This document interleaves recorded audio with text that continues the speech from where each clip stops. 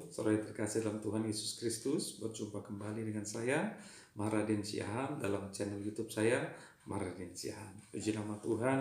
Untuk kesempatan kali ini, saudaraku, saya akan membahas tentang bidat-bidat Kristen dari masa ke masa. Jadi, yaitu bidat Kristen ini berbicara tentang ajaran-ajaran sesat, saudaraku.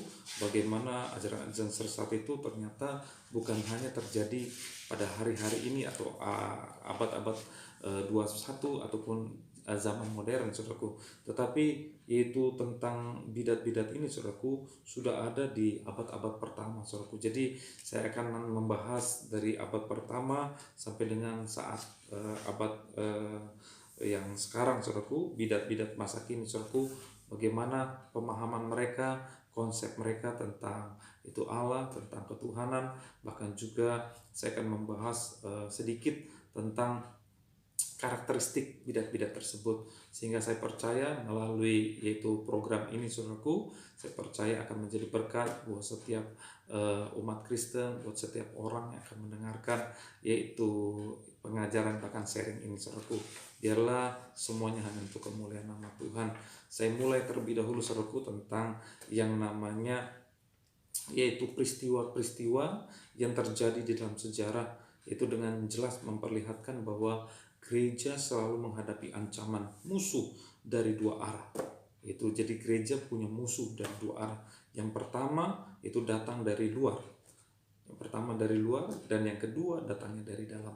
Ancaman musuh dari luar pada umumnya bisa berbentuk konkret atau nyata dan wujud penganiayaan, pembunuhan, pengerusakan, penghancuran, pembakaran, dan sebagainya terhadap orang Kristen dan juga gereja. Ancaman musuh dari arah luar yang paling hebat yang kita boleh lihat di dalam sejarah gereja adalah bagaimana penganiayaan yang terjadi pada abad-abad pertama sampai dengan abad yang keempat. Ancaman musuh dari dalam itu adalah ancaman yang sulit diduga, karena ia bagaikan musuh di dalam selimut yang tanpa disadari akan membawa efek fatal bagi iman kepercayaan Kristen Ortodoks. Jadi tadi saya berbicara tentang ancaman musuh dari luar, yaitu di mana di abad pertama sampai dengan abad keempat terjadi penganiayaan orang-orang Kristen. Kemudian juga ancaman musuh dari dalam, ancaman yang sulit diduga. Karena apa, saudaraku? Ancaman ini bagaikan musuh dalam selimut yang disadari akan membawa efek fatal bagi iman kepercayaan Kristen. Ancaman dari dalam ini yaitu bisa berbentuk ajaran-ajaran atau doktrin yang menyesatkan atau dikatakan bidat-bidat yang mau menyelewengkan yaitu ajaran murni dari Alkitab firman Tuhan itu sendiri. Yaitu bahaya ajaran-ajaran sesat ini bukan timbul pada abad-abad belakangan ini, melainkan sudah ada sejak gereja didirikan. Jadi pertentangan antara yaitu ajaran yang murni dan juga bidat-bidat ini sudah ada, saudaraku, itu pada itu sejak awal gereja didirikan. Dengan kata lain, keberadaan bidat sesuai dengan seusia itu dengan keberadaan gereja. Jadi keberadaan bidat ini sudah seumur itu dengan keberadaan gereja pada saat ini. Hal ini jelas terlihat dalam Alkitab bahwa pada zaman rasul-rasul, gereja masih muda usia sudah harus bergumul melawan ajaran-ajaran yang menyesatkan, yaitu untuk mempertahankan kebenaran yaitu Tuhan. Maka para rasul-rasul dalam suratnya memperingatkan jemaat-jemaat Tuhan tentang bahayanya ajaran sesat itu, agar mereka mawas diri. Itu peringatan-peringatan tersebut antara lain diungkapkan sebagai berikut.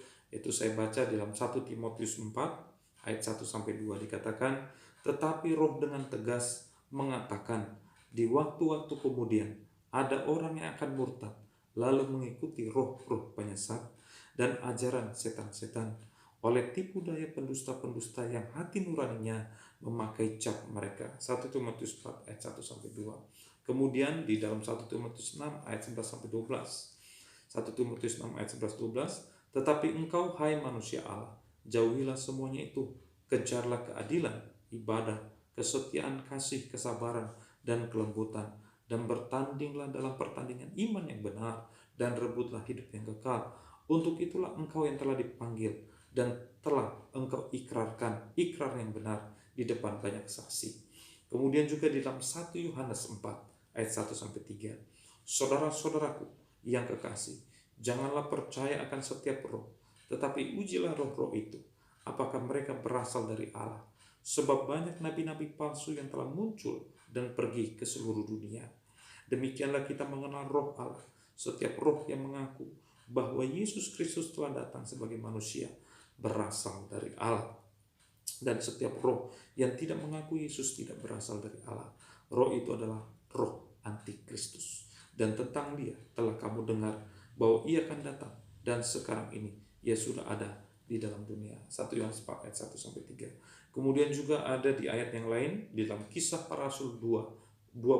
Kisah Para Rasul 20 ayat 29. Aku tahu bahwa sesudah aku pergi, serigala-serigala yang ganas akan masuk ke tengah-tengah kamu dan tidak akan menyayangkan kawanan itu. Kemudian juga dalam surat Paulus dalam Galatia 1 ayat 8-9. Tetapi sekalipun kami atau seorang malaikat dari surga yang memberitakan kepada kamu suatu Injil yang berbeda dengan Injil yang telah kami beritakan kepadamu, terkutuklah dia. Seperti yang telah kami katakan dahulu, sekarang kukatakan sekali lagi, jikalau ada orang yang memberitakan kepadamu suatu Injil yang berbeda dengan apa yang telah kamu terima, terkutuklah dia. Kemudian juga dalam Titus pasal yang pertama ayat 10-11. Karena sudah banyak orang hidup tidak tertib, terutama di antara mereka yang berpegang pada hukum sunat. Dengan omongan yang sia-sia mereka menyesatkan pikiran. Orang-orang semacam itu harus ditutup mulutnya, karena mereka mengacau banyak keluarga dengan mengajarkan yang tidak-tidak untuk mendapat untung yang memalukan. Kemudian juga dalam surat 1 Petrus 2 ayat 1-3. Sebagaimana nabi-nabi dahulu tampil di tengah-tengah umat Allah, demikian pula di antara kamu akan ada guru-guru palsu. Mereka akan memasukkan pengajaran-pengajaran sesat yang membinasakan, bahwa mereka akan menyangkal penguasa yang telah menebus mereka, dan dengan jelas, yaitu dengan jalan demikian segera mendatangkan kebinasan atas diri mereka. Banyak orang akan mengikuti cara hidup mereka yang dikuasai hawa nafsu, dan karena mereka jalan kebenaran dihujat, dan karena serakahnya guru-guru palsu itu akan berusaha mencari untung dari kamu dengan cerita-cerita isapan jempol mereka. Tetapi untuk perbuatan mereka itu hukuman telah lama tersedia, dan kebinasaan tidak akan tertunda. Kemudian juga di dalam Yudas yang keempat, Yudas 1 ayat 4. Sebab ternyata ada orang tertentu yang telah masuk menyelinap di tengah-tengah kamu, yaitu orang-orang yang telah lama ditentukan untuk dihukum. Mereka adalah orang-orang fasik yang menyalahgunakan kasih karunia Allah kita untuk melampiaskan hawa nafsu mereka, dan yang menyangkal satu-satunya penguasa dan Tuhan kita, Yesus Kristus, saudaraku. Kemudian saudaraku, ancaman dari bidat-bidat ini bukan hanya terdapat pada gereja abad pertama saja, itu melainkan juga terdapat pada abad-abad berikutnya. Jadi terus berkelanjutan. Jika diperhatikan bidat-bidat yang muncul, meskipun dalam berbagai-bagai bentuk atau bentuknya bisa berubah-ubah, tetapi inti dan isinya yaitu tidak berbeda. Masalah yang kerap kali ditimbulkan yaitu oleh guru-guru palsu, dan pada umumnya berkisar masalah yaitu dibenarkan, dikuduskan, dibangkitkan, sifat ilahi dan kemanusiaan Yesus, Alkitab adalah firman Allah, dan sebagainya. Sejarah gereja sebagai saksi hidup dan juga sebagai bukti yang akurat, yaitu bahwa Yesus Kristus sebagai kepala gereja selalu melindungi gereja-gerejanya dari ancaman dan rongrongan doktrin yang menyesatkan. Setiap kali serangan dalam bentuk ajaran-ajaran sesat datang menyerang gereja Tuhan, setiap kali pula dapat dihalaukan dengan tampilnya para apologet Kristen yang membela kebenaran firman Tuhan, sehingga gereja tetap dapat mempertahankan kemurnian ajaran Tuhan dari usaha si jahat yang mau menyelewengkan ajaran kebenaran Alkitab. Jadi puji nama Tuhan, saudaraku, itu masih ada apologet Kristen yang mau membela kebenaran firman Tuhan, sehingga gereja tetap itu dapat dipertahankan kemurniannya, yaitu tentang ajaran-ajaran dari usaha-usaha si jahat yang mau menyelewengkan kebenaran Alkitab. Oleh karena ajaran-ajaran sesat ini timbul dari abad pertama itu sampai sepanjang masa, maka itu kita saya sendiri saudaraku memberikan yaitu pokok pembahasan pada YouTube saya ini, yaitu bidat Kristen dari masa ke masa. Itu perlu yaitu sekali bahwa kita mengetahui keberadaan yaitu bidat-bidat ini, saudaraku, sehingga saya percaya tidak saja kita hanya memiliki pengetahuan, tetapi kita memiliki yaitu pemahaman juga tentang ajaran-ajaran yang menyesatkan yang muncul sepanjang masa, tetapi juga bisa menjadi bahan studi kita dari aspek internal kita, bukan saja supaya kita tetap mawas diri, artinya tetap kita mawas diri yaitu berjaga-jaga, tetapi juga aspek internal, eksternal kita juga diperlukan mengadakan yaitu apologia, yaitu pembelaan untuk mempertahankan ajaran murni dari Alkitab sebagai firman Allah. Walaupun persiapan yaitu yang cukup singkat, saudaraku, tapi saya percaya melalui channel YouTube ini, saudaraku, saya percaya boleh menjadi berkah buat setiap kita. Puji nama Tuhan, saudaraku. Yaitu saya awali pertama dengan pengertian dari bidat itu sendiri, saudaraku. Dalam yaitu istilah bidat dan aliran, saudaraku, penulis buku yaitu kadang-kadang memiliki yaitu perbedaan pandangan, saudaraku. Tetapi saya percaya, saudaraku, melalui istilah ini kita akan disatukan persepsinya, yaitu tentang apa sih bidat dan aliran itu, saudaraku. Yaitu saya percaya untuk bidat dan aliran ini adalah sesuatu yang harus kita samakan dulu konsepnya. Karena saya percaya yaitu melalui pengertian yang benar ini kita boleh memahami dengan bijak, dengan baik, pengertian yang mantap, akurat, saudaraku. Yaitu arti kata bidat itu sendiri seperti apa dan doktrinnya seperti apa, saudaraku, agar itu tidak mengalami yang namanya perbedaan konsep, saudaraku. Itu dari kata bidat sendiri, saudaraku, dari kata bid'ah atau bidat berasal dari kata Arab yang mempunyai pengertian suatu ajaran atau aliran yang menyimpang dari ajaran resmi. Sekali lagi, yaitu bid'ah atau bidat berasal dari kata Arab yang mempunyai pengertian suatu ajaran atau aliran yang menyimpang dari ajaran resmi. Menurut Dr. Berkhof dikatakan, dan juga Dr. Enklar, bidat ditinjau dari sudut historis adalah persekutuan Kristen atau yang lingkup kecil yang dengan sengaja memisahkan diri dari gereja besar dan ajarannya menekankan iman Kristen secara berat sebelah, sehingga teologinya dan praktek kesalehannya pada umumnya dibengkokkan kebenaran Injil. Jadi pengertian menurut Berkhof dan Enklar. Kemudian juga bidat atau bidah adalah sesuatu yang ditambahkan itu kepada apa yang tidak terdapat di dalam ketentuan-ketentuan yang sudah digariskan. Kemudian juga bid'ah juga dapat memiliki pengertian adalah ajaran yang menyalahi ajaran yang benar. Kemudian juga menurut yaitu bidat menurut Yunani kuno mempunyai pengertian memilih, yaitu perbedaan pendapat. Di kalangan para filsuf, kata ini mempunyai pengertian aliran, yaitu bidat ini di kalangan filsuf memiliki arti pengertian, yaitu pengertian aliran dan juga golongan. Jadi filsuf sendiri mengatakan bidat itu aliran atau golongan. Dalam Kisah Rasul 5 ayat 17 dan Kisah Rasul 15 ayat 5, kata ini diterjemahkan dengan istilah mazhab atau golongan. Bidat juga dikatakan adalah pandangan yang salah tentang apa yang wajib diimani. Ya, pemakaian kata bidat sendiri dalam pengertian modern mengenai kekeliruan secara doktrinal tercatat dalam 2 Petrus 2 ayat 1, termasuk dalamnya penyangkalan akan juru selamat. Coba kita baca 2 Petrus 2 ayat yang pertama tentang bidat ini sendiri. 2 Petrus 2 ayat yang pertama. Dikatakan demikian firman Tuhan. Sebagaimana nabi-nabi palsu dahulu tampil di tengah-tengah umat Allah, demikian pula di antara kamu akan ada guru-guru palsu. Mereka akan memasukkan pengajaran-pengajaran sesat yang membinasakan, bahkan mereka akan menyangkal penguasa yang telah menebus mereka, dan dengan jalan demikian segera mendatangkan kebinasaan atas diri mereka. Jadi dikatakan bahwa bidat itu sendiri adalah penyangkalan tentang juru selamat, saudaraku.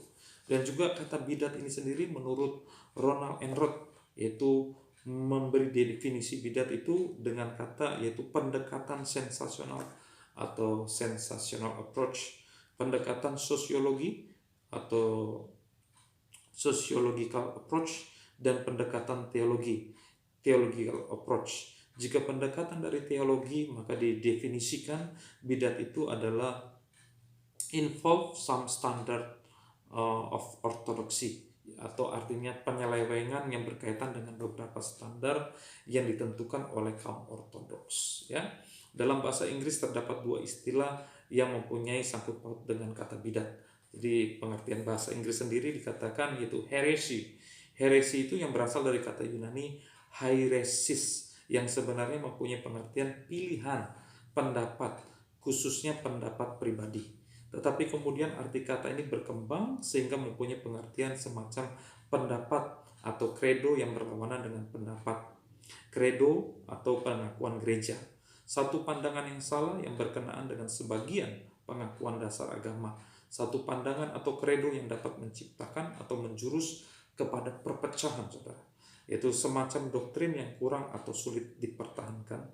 Sedangkan kata heretik mempunyai arti orang yang berpandangan. Jadi tadi kalau heresi itu pengertiannya seperti itu, dan heretik ini mempunyai arti orang yang berpandangan salah terhadap doktrin yang akan membawa efek negatif dan juga dapat memutarbalikkan kebenaran. Ya, pada permulaan kata ini tidak mempunyai pengertian perpecahan atau kesesatan. Tetapi tatkala gereja diperhadapkan pada masalah tentang ajaran yang menyesatkan, saudaraku, dan kebenaran firman Allah, maka mulailah kata heresi dipakai untuk menyatakan kesalahan, tetapi juga dipakai pada aliran yang memisahkan diri. Rasul Paulus sendiri dalam 1 Korintus 11 ayat 18-19 menyatakan, sebab pertama-tama aku mendengar bahwa apabila kamu berkumpul sebagai jemaat, ada perpecahan di antara kamu, dan hal itu sedikit banyak aku percaya, sebab di antara kamu harus ada perpecahan supaya nyata nanti siapakah di antara kamu yang tahan uji.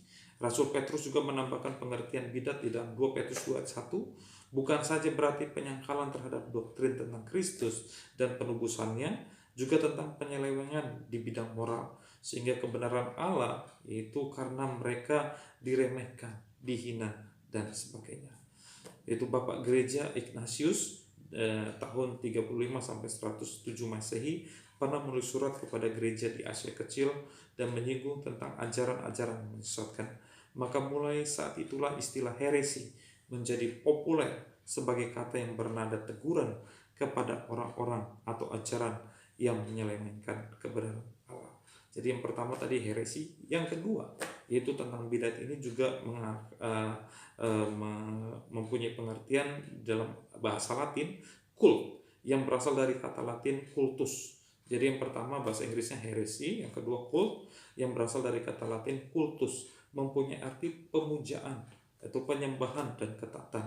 Berdasarkan perkembangannya, maka kata ini mengalami penambahan arti yang umumnya bersifat negatif.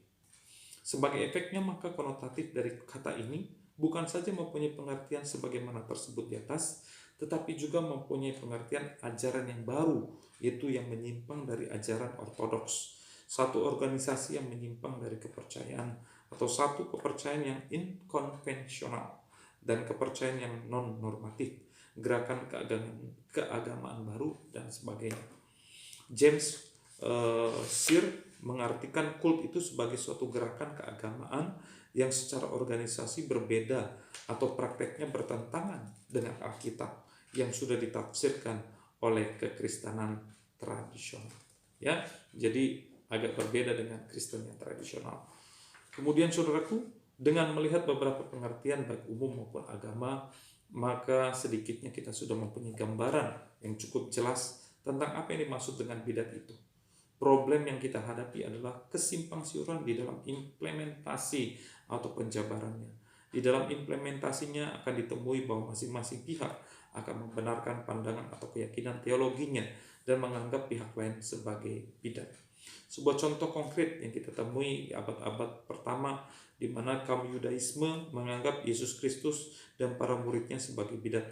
Bisa dilihat dalam Matius 26 ayat 63-68, Markus 14, 61-65, Kisah Rasul 6 ayat 8-14. Pada abad 16, gereja Roma Katolik menyebut Martin Luther dengan reformasinya sebagai bidat, dan sebaliknya Martin Luther dan para pengikutnya menuding balik dengan menyatakan bahwa gereja Roma Katolik lah yang bidat, karena dalam penjabaran kebenaran firman Tuhan sudah jauh meninggalkan ajaran Alkitab dan juga doktrin, yaitu tradisional Kristen. Untuk mengatasi kesulitan dan juga implementasi penjabarannya, maka pengertian bidat yang sudah disebut di atas belumlah cukup. Kita perlu yaitu dasar, yaitu untuk berpijak sebagai standar untuk melihat dan menyoroti yaitu sesuatu pandangan, suatu doktrin, suatu sikap yang dapat dikategorikan sebagai bidat.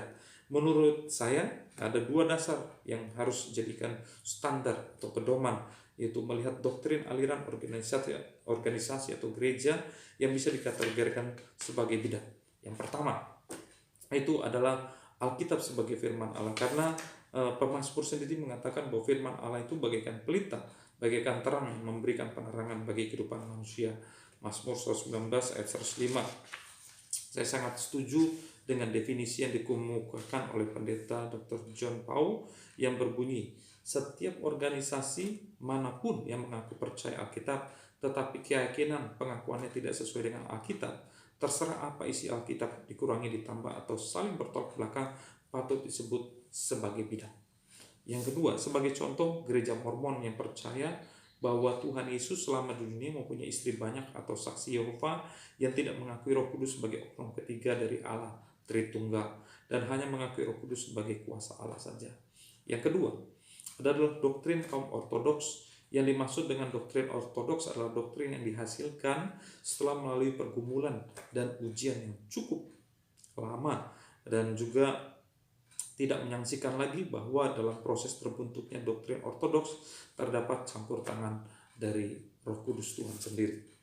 Sebagai contoh peristiwa yang terjadi pada itu abad pertama, gereja yang relatif masih berusia muda diperhadapkan pada ajaran sesat yang lebih sering dikenal dengan nama nomianisme. Sekali lagi, nomianisme, yang mempermasalahkan kebenaran tentang keselamatan yang hanya berdasarkan anugerah dan iman. Menurut mereka, keselamatan berdasar anugerah dan iman tidak salah, tetapi belum cukup dan harus ditambah dengan melaksanakan hukum Taurat. Dengan munculnya ajaran ini, gereja-gereja bukan saja bingung, heboh, tetapi juga ancaman serius bagi kebutuhan jemaat Tuhan. Untuk mengatasi permasalahan ini, maka pimpinan gereja yang berada di Yerusalem memanggil utusan-utusan gereja, yaitu yang berada di Yerusalem memanggil utusan gereja, kedua kelompok yang sedang berbeda pendapat untuk bertemu. Setelah diadakan perdebatan di forum persidangan konsil di Yerusalem, kebenaran tentang keselamatan berdasarkan anugerah dan iman, doktrin ortodoks, dikokohkan dan menyatakan bahwa ajaran nomianisme adalah bidat. Ya, dengan kacamata rohani jelas terlihat bahwa iblis memperalat antek-anteknya, yaitu nomianisme, berusaha menyelewengkan kebenaran Tuhan, tetapi Roh Kudus tidak tinggal diam, yaitu dengan membangkitkan apologet-apologet, yaitu Rasul Paulus dan juga kawan-kawannya, untuk mempertahankan kebenaran Tuhan. Definisi yang mendukung pandangan di atas juga yang pertama datangnya dari Josh McDowell dan Don Stewart yang menyebutkan a cult is a perversion. Sekali lagi, a cult is a perversion, a distortion of biblical Christianity, and as a church reject the historic teaching of the Christian Church. Bidat itu adalah sebuah penyelewengan atau distorsi, ya, distorsi kekristenan yang bersifat alkitabiah dan yang menolak pengajaran historis dari gereja.